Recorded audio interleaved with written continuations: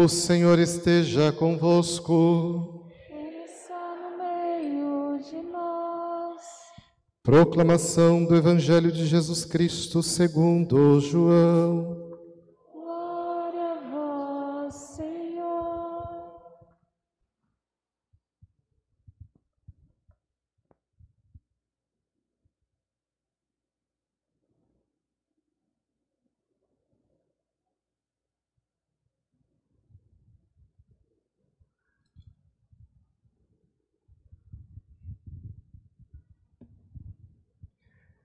Naquele tempo, João estava de novo com 2 de seus discípulos.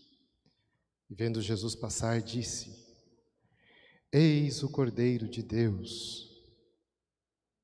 Ouvindo essas palavras, os 2 discípulos seguiram Jesus. Voltando-se para eles e vendo que os estavam seguindo, Jesus perguntou: O que procurais? Eles disseram: Rabi, que quer dizer mestre, onde moras? Jesus respondeu: Vinde ver. Foram, pois, ver onde ele morava, e nesse dia permaneceram com ele. Era por volta das 4 da tarde. André, irmão de Simão Pedro, era um dos 2 que ouviram as palavras de João e seguiram Jesus. Ele foi encontrar primeiro seu irmão Simão. E lhes disse: Encontramos o Messias, que quer dizer o Cristo. Então André conduziu Simão a Jesus. Jesus olhou bem para ele e disse: Tu és Simão, filho de João. Tu serás chamado Quefás, que quer dizer pedra. Palavra da salvação. Glória a vós, Senhor.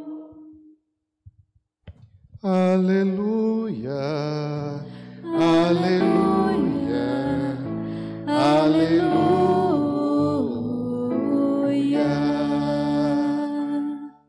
Queridos irmãos e irmãs, hoje é, por assim dizer, o primeiro domingo do tempo comum. Semana passada encerrávamos esse tempo bonito da encarnação do Verbo e da Epifania, manifestação do Senhor ao mundo. E o convite dele a nós nos batizarmos na sua revelação, que é a Trindade, o centro da vida cristã, de onde tudo brota, onde tudo se sustenta e para onde o coração humano é criado para um dia habitar. E é nesse espírito trinitário, né? O mundo não é um dualismo, uma dialética, o mundo não está fechado sobre a ótica do bem e do mal, mas sempre sobre essa dimensão trinitária, terna, né? De uma dimensão terceira, que tudo reconcilia, que rompe o que nos divide e nos une numa situação mais profunda, é que a gente é chamado a viver agora o tempo comum, o cotidiano. E esse evangelho é quase que um mapa, né, cristão, uma maneira, um cronograma que nos direciona o olhar para a gente voltar a contemplar o Senhor no nosso dia a dia e nele reviver as experiências que modificam e modificaram nossa história humana, nossa história de cristão. Os padres da igreja e também depois os medievais tinham muito afeição pela palavra contemplação, teorem, né? Toda a nossa prática, se ela não nasce de uma contemplação, de uma totalidade, ela está fadada a nos esvaziar, a nos machucar. Então a palavra teorem, né? Então onde vem a palavra teoria, não é uma palavra vazia, uma palavra besta, abstrata, mas ela significa uma experiência de totalidade, uma contemplação do todo. Tudo faz parte de algo maior. Nossa vida, nossa história, nosso destino na Terra, nossa vocação, faz parte de um todo muito maior do que nós mesmos podemos pensar ou imaginar. Daí que os medievais e os padres da igreja vão insistir muito dizendo que nós nos tornamos aquilo que contemplamos. Então, à medida que eu contemplo Cristo, eu, de alguma maneira vou me tornando um outro Jesus. E isso se dá por meio de tudo aquilo que a Igreja no Concílio Vaticano II vai falar da hierarquia das experiências de Deus, né? Nós encontramos o Cristo na palavra, na Eucaristia, no pobre, na oração comunitária. Nós encontramos Jesus no pobre, no pequeno, no oprimido. Mas também encontramos o Senhor nos pássaros do céu, nas raposas da terra, nos animais. São várias e múltiplas a maneira como Deus possibilitou os homens e as mulheres de todos os tempos encontrar-se com o Cristo. Onde dois ou mais estão reunidos, eu estou no meio de vós. Na vida alegre, na vida de santidade, na entrega pelos outros, na busca do reino. Então, todas essas experiências é fruto na vida dos cristãos de uma contemplação dos mistérios da vida de Jesus. À medida que eu vou contemplando, eu vou modificando o meu modo de viver, de ser, de pensar. Vou me configurando a Cristo. E aí o evangelista João, que não é o apóstolo João, a gente tem essa tendência, né, de pensar que o apóstolo João é o mesmo que escreveu o Evangelho de São João. Isso ficou muito preso na catequese, né? Mas os grandes estudiosos já conseguem hoje perceber que há uma grande distância entre essas duas personagens.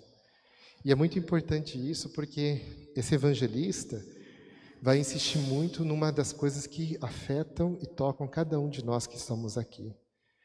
Enquanto os evangelhos sinóticos, Mateus, Marcos e Lucas, vão enfatizar a presença dos 12, né? Os apóstolos, uma igreja apostólica, o papel importante da hierarquia na igreja, né?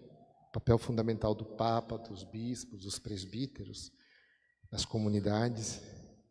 São João vai alertar-nos, enquanto evangelista, né, discípulo, vai alertar-nos para que a gente nunca perca de vista o papel do discípulo amado, daquele que se deixa amar pelo Senhor, daquele que está numa busca constante desse amor que não acaba, que não fenece, que não cansa, né? Tem até um canto que diz assim: quem anda sempre no amor, não cansa nem descansa.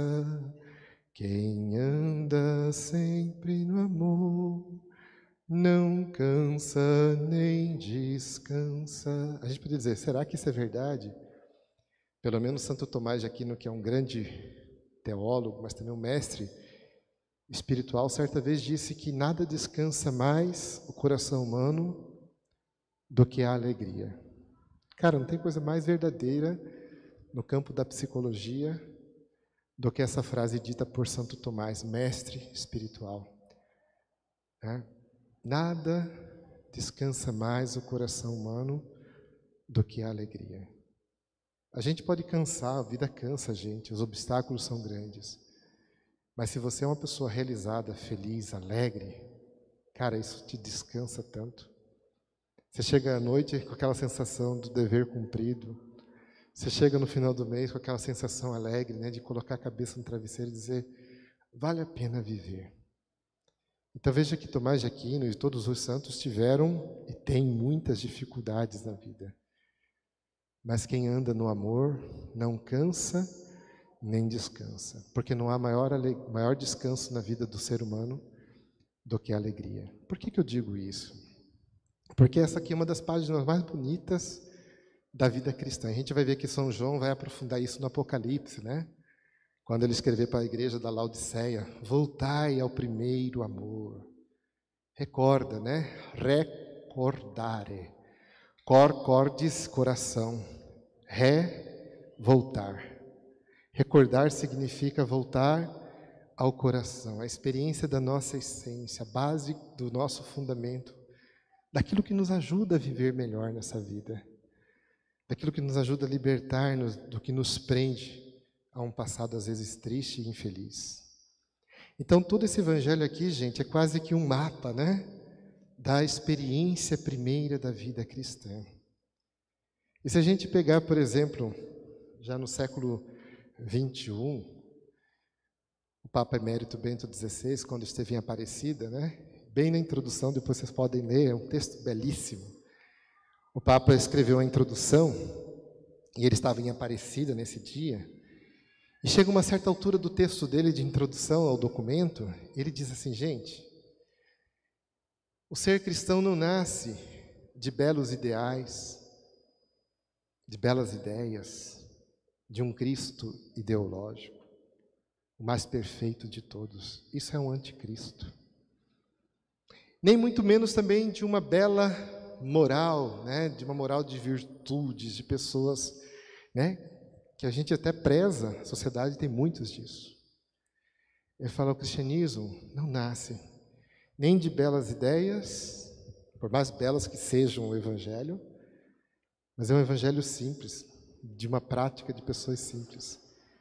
Mas também não nasce de uma bela moral. Se a gente for ver lá fora, tem pessoas muito mais engajadas do que nós, muito mais comprometidas com a justiça, com o reino de Deus do que nós.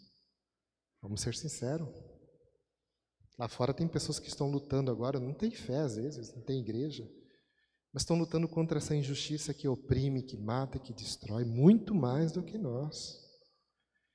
Eu tenho amigos na UFMT, que se eu falasse assim, ó, vem aqui me ajudar na minha paróquia, que está cheio de gente pobre aqui, precisando de sopa, de... Cara, eles deixam tudo lá e vêm para cá. Nós chamamos ele para vir na missa, eu não quero saber de igreja. Então, acho que isso aqui não... Mas eles são profundamente comprometidos com uma ética, com uma moral de transformação social. Querem mudar o mundo, não querem um mundo de injustiça, de desigualdades. E não tem como a gente olhar para eles e falar que eles são marxistas, comunistas, do mal, que não presta. Enquanto a gente cruza o braço, eles estão lá lutando por um mundo melhor para nós, pelos pobres. Então a gente tem que agradecer o que eles fazem. E eles têm que agradecer o que a gente faz. E aí o Papa Bento XVI então conclui, se não é uma bela moral e nem belos ideais, então o que faz o ser cristão? Ele diz no seu texto belíssimo, o que faz um cristão ser cristão é uma experiência do amor de Deus. O que faz a gente estar aqui hoje deveria ser o motor da nossa motivação. Não é a obrigação de vir à missa todo domingo. Isso nos empobrece. Não é o vínculo de uma tradição. Meu pai fazia isso, eu tenho que fazer isso. Isso nos apequena, nos torna medíocres. O Papa diz, o que faz a gente estar aqui, buscar isso aqui que a gente faz, é a experiência de um amor que a gente não consegue nem transferir, nem explicar, mas que, como diz a palavra, né? O coração não viu, os ouvidos não ouviram, os olhos não viram, e o coração não conseguiu pressentir, porém, Deus derramou para aqueles que o amam e que o buscam de coração sincero.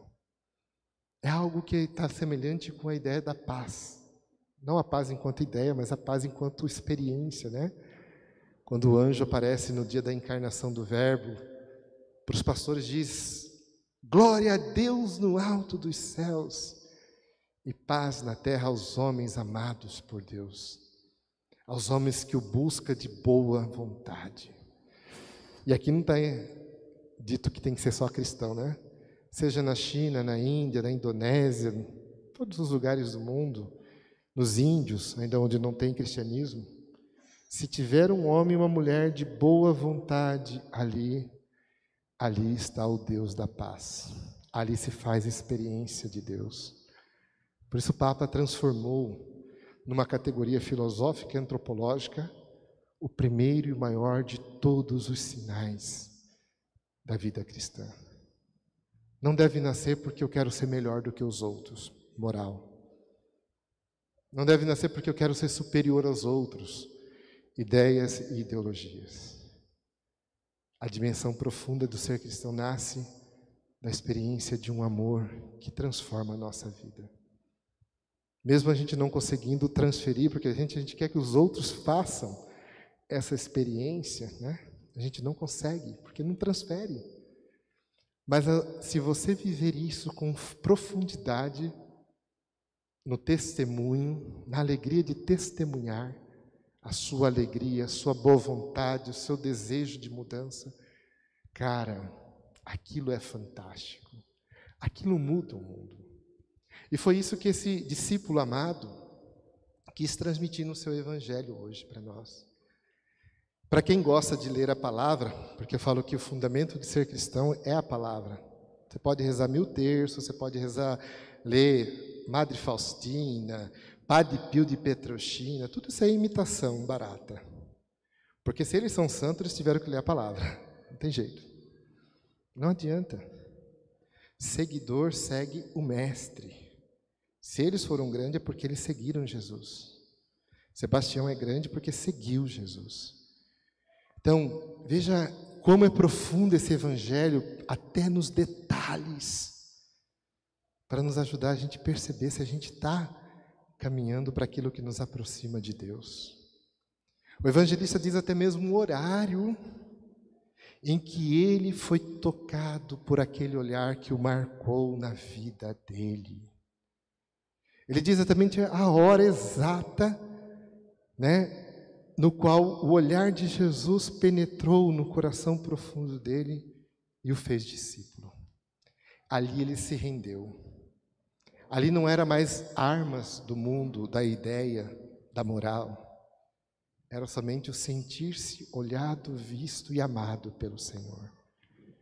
Isso modifica toda a nossa perspectiva, Muitas vezes a gente está na igreja por causa de papa, de bispo, de poder, de posição, de padre. Quantas vezes o padre não faz aquilo que eu quero, ou que eu desejo, a gente já, não vou mais lá, porque está errado. Se você vai pelo padre, esquece. Padre passa, bispo passa, coordenador passa, tudo passa. Mas se for Jesus, cara, isso marca a vida de uma pessoa para sempre. Por isso assim, é bonito, pegar esses detalhes para a gente ir desmembrando, aprofundando e sentindo a força dessa passagem, que é um convite para provocar-nos dentro de nós mesmos. Então, a primeira coisa aqui é esse detalhe do horário. Era por volta das 16h. Nas traduções bíblicas, não traduzidas assim simples, eles falam, era a hora 10ª, a hora 9ª, 15h. Jesus morreu na hora 9ª, a hora 10ª, 16h. Aqui já traduziu, já está mais fácil, Mas se você pegar na sua Bíblia, você vai ver a hora 10ª, a 10ª hora. Na verdade, 16h, o sol já estava para se pôr, eles já estavam quase que cansados de olhar Jesus, ver Jesus, sentir Jesus. E eles foram contemplando aquele homem, o que ele fazia, Eu gosto de sempre remeter-me às outras passagens para ver, O olhar carinhoso de Jesus para aquela viúva que perdeu o filho. O olhar carinhoso de Jesus para aquele pai que suplicava pela filha que havia morrido. O olhar carinhoso de Jesus para a sogra de Pedro, que estava doente, acamada. O olhar carinhoso dele para os doentes, os pobres, os marginalizados, os que viviam na periferia, tanto existencial quanto material e social da sua época. O olhar de Jesus, que São Marcos e São Mateus diz assim, ele teve compaixão do povo que estava como ovelha sem pastor no deserto com fome. Cara, eu fico assim, horas e horas só para isso, só para pensar como esse homem cantava com seu modo de viver e de ser. Então São João está dando um presente para a gente hoje, Quando João aponta, João Batista, e diz, esse é o Cordeiro. Ele é aquele que vai tirar o pecado do mundo e vai trazer o Espírito Santo, o fogo do céu, a alegria da vida nova. Sigam a Ele. E aqueles 2 discípulos se levantam e saem. E aí o que é bonito, por isso que a gente sabe que o escritor do 4º evangelho não é o apóstolo. Porque ele havia dito que havia 2 pessoas, 2 discípulos de João. E ele cita o nome de um e não cita o nome do outro. Ele diz que havia André, irmão de Simão, e o outro discípulo. Ele não falou que foi João, irmão de Tiago. Só disse que havia um outro discípulo. Ele está falando de si mesmo, discretamente, é um texto autobiográfico. Ele está colocando a si mesmo na cena e, ao mesmo tempo, se omitindo para que você se coloque no texto. Quando você lê o texto, você tem que se colocar no texto e ver o texto como ele está vendo. É um diálogo entre o leitor e o autor do texto, né? E ele está te convidando a ser ali aquele discípulo anônimo, sem nome, no qual você e eu nos encaixamos. E aí ele diz que André, com esse discípulo, começaram a seguir o Senhor à distância e em silêncio. Típico dos discípulos, né? A discrição, a bondade, a capacidade de saber que não sabe muito, não se coloca na frente do mestre. Gente, esse texto aqui dá horas e horas de espiritualidade. Dá livros e livros para a gente narrar um pouco também da nossa experiência, né? Quando a gente escreve alguma coisa, a gente está falando da gente. Quando a gente está em diálogo com alguém, a gente está implicado nesse diálogo. O teólogo Karl Rahner que me ensinou a ver assim. Certa vez, no texto de Karl Rahner, ele disse bem assim, que quando a gente fala de Deus, a gente está falando da gente mesmo. Ao dizer Deus, eu estou auto-implicado naquilo que eu falo. Daí, gente, que a gente tem aquele critério, né? São João da Cruz diz, no alvorecer da vida, sereis julgados pelo amor. Quanta gente fala de um Deus carrasco. Na verdade, Deus não é carrasco. É essa pessoa que é carrasca. Quantas pessoas falam de um Deus cobrador? Essa pessoa que é cobradora. Quantas pessoas falam de um Deus punidor? Essa pessoa que pune. Quantas pessoas julgam tudo e todos, né, toda hora? Que imagem de Deus essa pessoa tem? Um Deus que está julgando ela o tempo todo. Essa não é a imagem de Deus, o Pai de Jesus. Nunca foi e nunca será. É uma imagem distorcida de pessoas ressentidas e machucadas com a vida.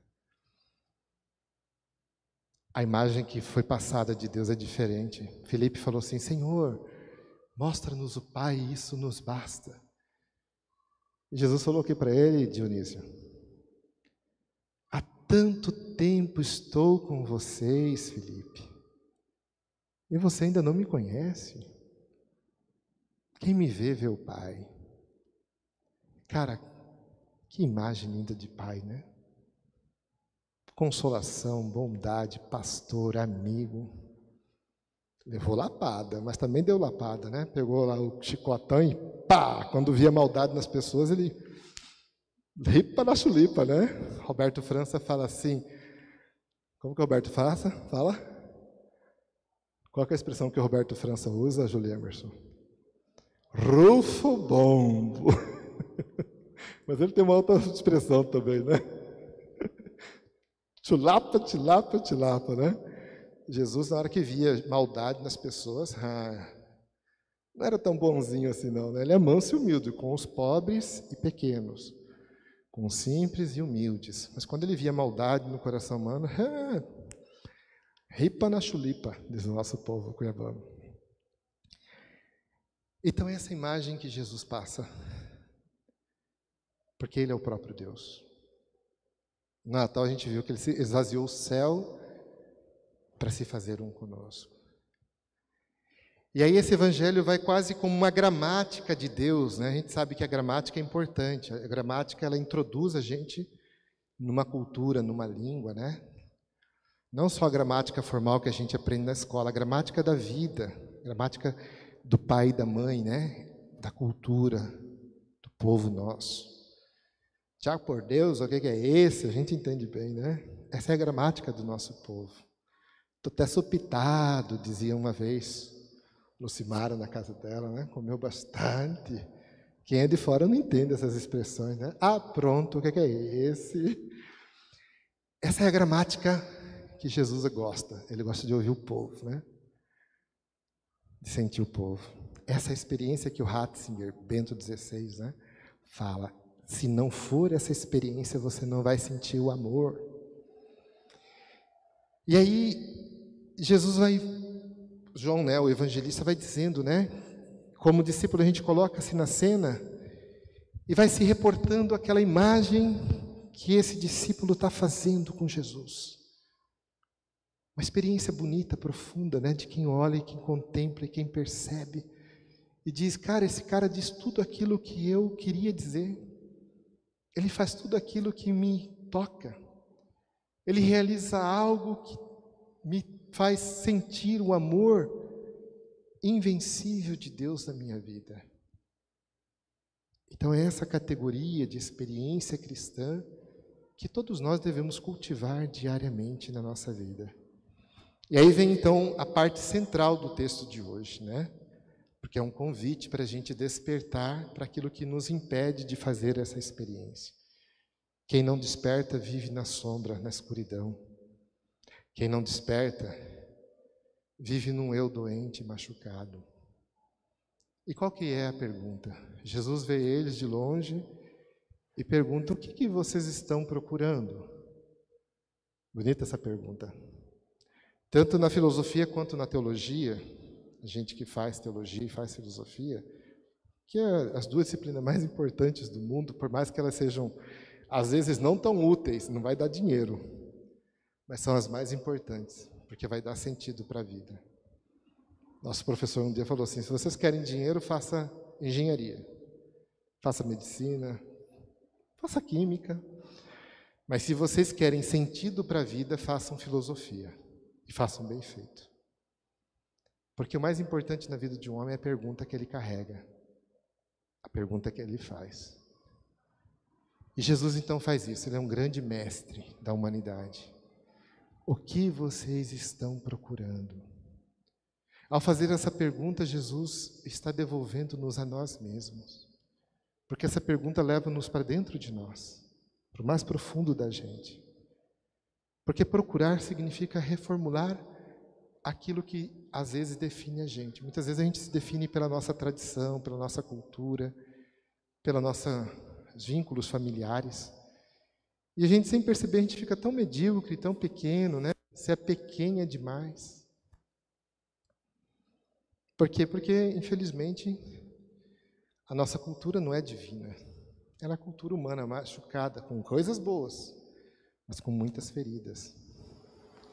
Quem já escapou de fofoca aqui, né? Quem já conseguiu escapar de fofoca? Ninguém, né? Fofoca é uma coisa ruim, é da cultura da gente. Quem já conseguiu escapar da inveja, do ciúme? Isso faz parte da cultura. Quando você vai estudar, né? Eu tinha um tio que falava assim, olha, você está estudando demais, vai ficar doido da cabeça. Dava até medo na espinha dorsal, né? E ele ficava falando, minha mãe, olha, você está deixando seu filho estudar demais, vai ficar louco. Graças a Deus eu fui teimoso e continuei estudando, senão eu estava frito. Mas, gente, quantas famílias têm dificuldades, né? De deixar um filho estudar, ler. A gente sabe disso. Mas sem estudo a gente não tem condições de ir para frente, não. É um risco? É. Mas sem esse risco, não tem aventura. Então, ao perguntar o que vocês estão procurando, é dizer o que é essencial para você. O que é importante para você. Foque nisso.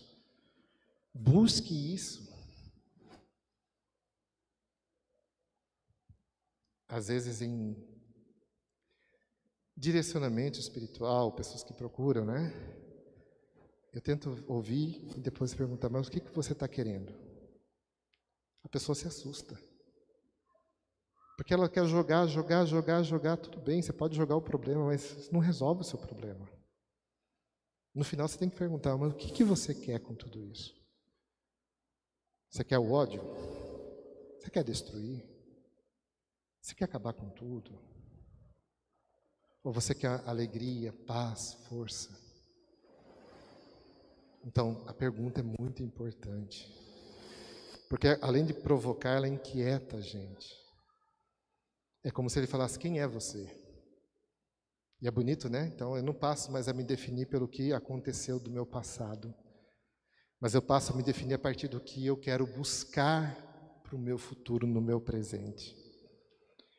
E veja, gente, essa passagem tem uma conexão tão grande com a psicologia profunda, ou do profundo, do psiquiatra, famoso psicólogo, filósofo, Carl Gustav Jung, perspectiva junguiana.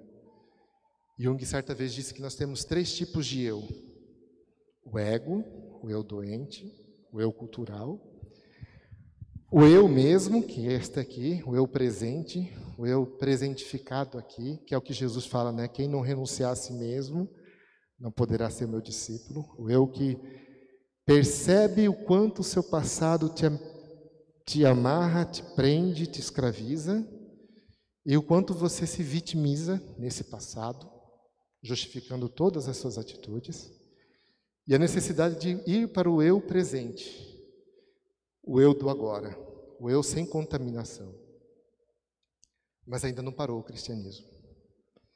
E aí Jung, que é cristão, né, vai dizer, o eu mais bonito é o self, o eu curado, o eu pleno, o eu onde Deus está e onde o homem está em Deus.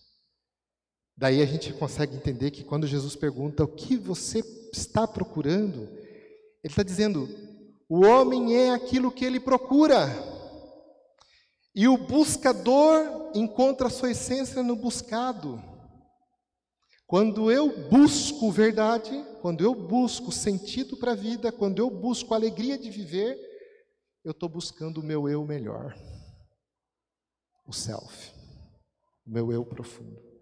O meu eu liberto dos meus preconceitos, o meu eu liberto das minhas visões distorcidas e que contorce tudo, né? Distorce tudo. O eu maldoso, né? A gente tem um eu maldoso, esse eu do ego, né? Na psicologia vai chamar de narcisismo, né? O narcisista, ele acha que ele é o centro da vida do outro. Tem gente que gosta de fofocar, né? Chega assim e fala assim, olha, está acontecendo isso, isso. E a visão daquela pessoa parece que é a única, né? E a última. Ela é a farofa que está sobrando na caixinha, né? A última bolacha do frasco. E aí ela fala uma fofoca e ela te julga a partir daquela fofoca, né? Ela nem te ouve sua perspectiva, porque ela é narcisista. Ela acha que ela está te fazendo um favor. E, na verdade, ela está julgando você a partir da fofoca. Porque ela quer ser única na sua vida. Ela quer ser tudo para você. E aí, como que você desmascara o narcisista, o eu ruim, quando você busca algo que vale a pena? Você diz assim, não, eu entendo você, minha filha. Eu compreendo o seu ponto de vista. Cara, essa é a pior coisa para o narcisista. Ele fica com ódio. Por quê? Porque ele vê que ele não é tudo. Que a visão dele é um julgamento, que o modo dele de ver é particular.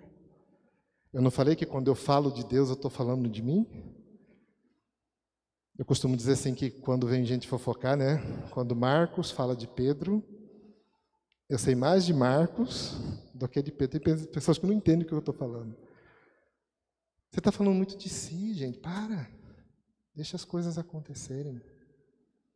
Mas tem gente que é doente, né? Infelizmente, a gente sabe. Então, Jesus está falando, olha, não se defina pelo seu passado. Não deixe o passado ser um fantasma que determine o seu presente. Renuncie a si mesmo. Tome agora decisões que vão valer a pena. A cruz é isso. A cruz significa, eu tomei decisão, eu vou seguir em frente. É o meu foco, é o que eu quero ser. Vai ser difícil? Vai. Mas vai valer a pena. Lembra que Jesus, lá no Horto das Oliveiras, diante do Pai, que queria que ele amasse, ele quis amar. Ele diz lá na carta aos Hebreus, quando ele olhou para o mundo, né? E disse, Deus perguntou, quem quer ir para a terra? Ele fala, eis-me aqui, Pai. Eis que venho e com prazer faço a vossa vontade. Com prazer. Quando ele chega na terra, ele vê que o prazer não é tão bom assim, né? E Marcos diz que era uma agonia. Agon, grego, significa combate, luta. E ele diz nessa luta profunda, Pai, afasta de mim esse cálice. Mas não se faça o que eu quero. Ego, doente, narcisismo. Mas o que tu queres, palavra. É que a tua palavra me diz, eu quero fazer. E aí Jesus dá um salto para frente. E não fica amarrado para trás. Por isso, então, a pergunta é importante. O que você está procurando?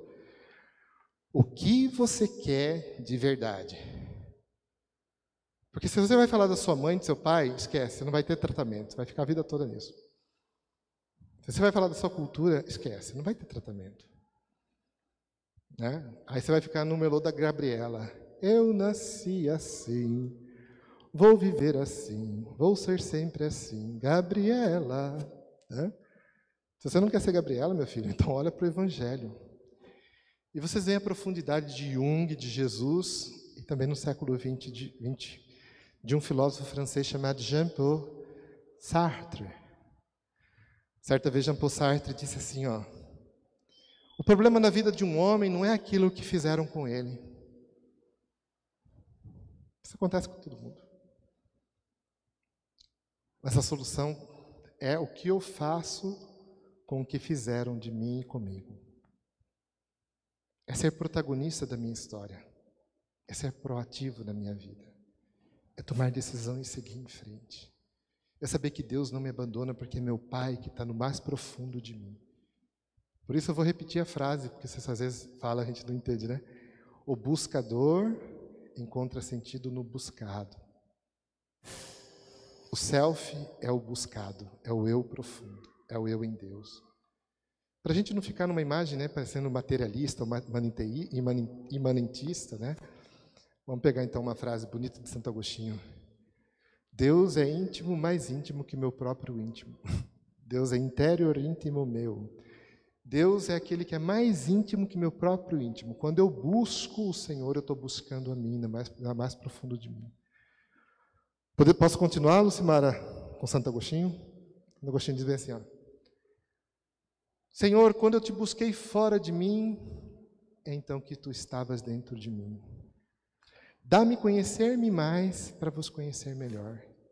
Tem coisa mais bela no mundo. Self é autoconhecimento, é busca. O que vocês estão procurando? Está dentro de vocês. São Paulo fala, né, que o Espírito brota de dentro de nós com espíritos inefáveis que diz, Abba, Pai. E aí ele diz, o reino de Deus é paz, justiça e gozo nesse Espírito. Tem uma musiquinha, né?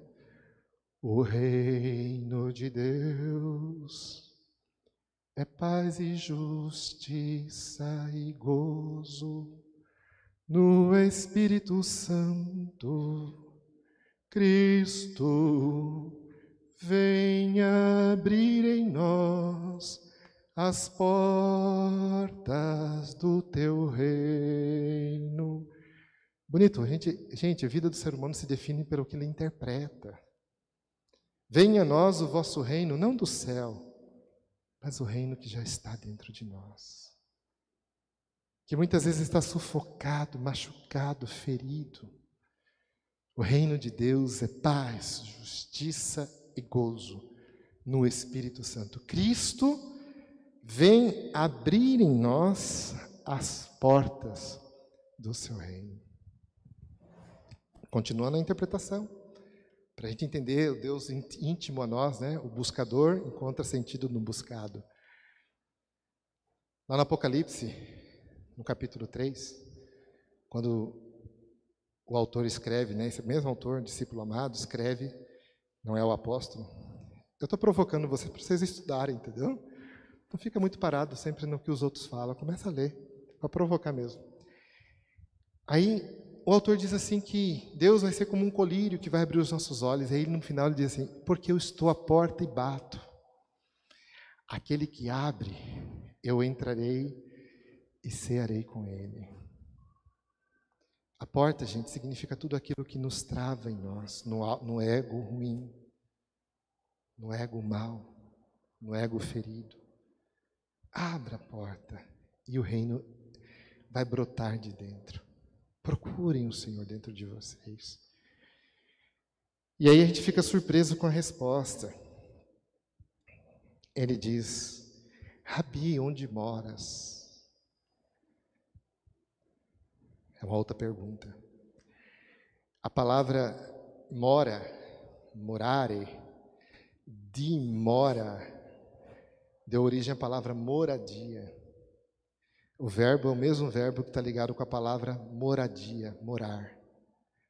Morar é um lugar onde eu fico, onde eu permaneço. Não é assim? Qual que é a sua morada? É o lugar onde você mora. Ou seja, você, em italiano é dimora. A minha casa chama-se dimora, né? Minha moradia. Bonito, né? Olha a resposta do autor. Onde tu moras? Veja que bonito, né? Jesus não vai ser definido nem pela ação, marxismo, né? Meus amigos lá da UFMT, fantásticos, são caras bons, são mulheres boas, são pessoas de luta. Mas o cristianismo não se define por isso. E nem por ideias, Ratzinger, né? O cristianismo não nasce de grandes ideias. Gente que vem na igreja para aprender doutrina, catecismo. Se você não tiver o amor, se você não for caridoso, se você não for bondoso, se você não imitar Jesus, de nada vale seu catecismo, você vai ficar julgando os outros. Julga todo mundo e não muda nada, fica cruzando os braços. Horrível, né, cristão assim? Eu não gosto. Eu nem perco tempo. O cara que vem com ideinhas para mim, eu falo, cara, você tem ideia, eu também tenho ideia. Se é para discutir ideia, vamos para a sala de aula, escreva um texto e eu vou discutir com você seu texto. Não é uma questão de humilhação, gente, é uma questão de ideias. Se mudasse o mundo, nós estávamos no paraíso. O que muda o mundo, gente, é a experiência. E aí Jesus responde, então, vocês querem saber onde eu moro? Não o que eu faço e nem o que eu ensino? Vinde e vede. Bonito, né, gente? Se a gente definir a nossa vida pelo lugar da morada do outro. Morar no coração do outro não tem preço. Habitar no coração da outra pessoa não tem preço. Daí nascem os valores mais bonitos da vida cristã. Empatia, bondade, generosidade, compreensão. Como é bom quando a gente é compreendido, né? Quando a gente compreende o outro, quando a gente escuta a perspectiva sem julgar. Se a gente melhorar um pouquinho nisso, a gente vai dizer o quanto a gente está perto do ensinamento de nosso Senhor, do nosso Mestre. Eu não gosto de falar muito de Jesus Deus, porque às vezes a pessoa fica muito lá no... Eu gosto de falar de Jesus Mestre, né? Cara, esse cara ensinou a gente as coisas mais bonitas, mais práticas. Ficou preocupado com teorias sobre Deus. Ele falava do modo mais simples que tocava o coração dos humanos, que despertava neles essa luz, que os fazia se encantar por um modo novo de viver a vida. Então ele só fez esse convite, vinde e vede onde eu moro. Né? E aí olha só, foram, pois, ver onde ele morava e nesse dia permaneceram com ele. Era por volta das 4h. Ai, que lindo. Ontem, quando eu estava rezando esse evangelho, né? Eu fui lembrar um pouco, né? Quando foi que eu fiz a experiência de Deus? 1992. Tinha só 13 anos de idade. E por incrível que pareça, foi aqui no Fiotão, ginásio Fiotão. Foi um encontro que teve com Cáter Filho, pregador da época da renovação. A renovação estava chegando no Brasil. E eu lembro que ele expôs o Santíssimo, gente. Aquilo foi para mim o encontro com Jesus. Nunca mais eu esqueci. Aquilo me marcou para toda a minha vida. Naquele dia eu saí uma pessoa diferente. Eu entrei um, mas eu saí outro. Naquele dia eu entrei com o meu ego ferido, machucado, vitimizador de mim mesmo. Cheio de mágoas, de feridas na minha família, como todo mundo tem. Mas eu saí dali uma outra pessoa. Foi diferente. Valeu a pena. Pela primeira vez eu sentia que eu morava no coração de Jesus. Eu ainda tinha fantasias, eu ainda tinha sonhos errados, sei lá. Tinha mágoas, tinha feridas. Mas naquele dia o Cáter Filho fez a gente olhar para Jesus e senti-lo no mais profundo da gente. Eu falo emocionado, gente, porque é isso aqui que Jesus falou. Eu lembro até o horário que foi, por volta das 3h. E tocou forte. Todo mundo que estava ao meu redor viu a experiência. E depois viram os efeitos. Com 13 anos eu fui procurar então o padre Moura, jovenzinho, né? Falei que eu queria ser padre. Na verdade foi um outro encontro também, mas naquele mesmo ano. E ele falou, você é de Deus, meu filho, vai acontecer. E por isso eu sabia que era algo que valia a pena. Que esse mestre tocou-me para sempre. E que eu podia então, nele, confiando nele, acreditando nele, aos poucos mudar o meu jeito de ser. Permitir que a luz dele me transformasse de dentro para fora. E aí eu fui sentindo, então a palavra de Deus parecia que fazia sentido, né? O reino de Deus é paz, alegria, gozo. Eu fui conectando com tudo isso. E se eu tinha raiva e tinha uma história dolorida com minha família, naquele momento eu começava a ver minha família com os olhos de Deus. Tudo que parecia não ter sentido passou a ter sentido novo. Isso é mudar a vida de alguém. Demora permanecer, morar no coração de Jesus. Então, gente, quando a gente faz a experiência, é nós que somos transformados. Mais do que mudar o mundo fora, é Ele que muda o meu mundo interior. E se eu mudo, ao meu redor muda tudo. Às vezes a gente esquece, né? Por isso eu perguntei, falei para vocês no início. Vamos parar nesse texto, vamos rezar esse texto. Vamos levar como um retiro para a gente viver esse ano diferente. Vamos pedir essa graça de não ficar mais no eu ruim e doente. Enquanto a gente ficar olhando para o outro, os problemas do outro, o erro do outro, você não é cristão. Você ainda está na ideia. Mas quando você permitir que Ele entre em você e que você faça a experiência, algo muda. E é bonito. É belo. E vale a pena. A gente sabe que o nosso país é muito atrasado, tanto culturalmente quanto socialmente. Muita desigualdade.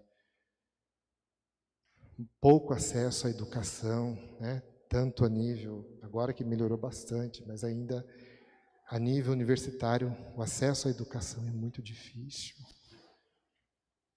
Mas não é por isso que a gente não pode fazer a diferença.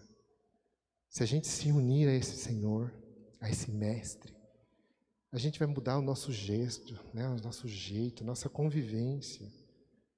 É isso que Ele está pedindo para nós. Fazer um ano diferente, sem julgamento, sabe? O mundo já julga demais. Mas com ternura, com bondade, com o coração que ama. Eu acredito, gente, hoje eu falei um pouco dessa minha biografia. Eu acredito no testemunho. Testemunhar o que esse homem, o Jesus de Nazaré, o Mestre, me ensinou. Cristo, venha abrir em nós as portas do teu reino. Se esse reino se abre em nós, a gente tem esperança que o mundo poderá ser e será melhor. Amém.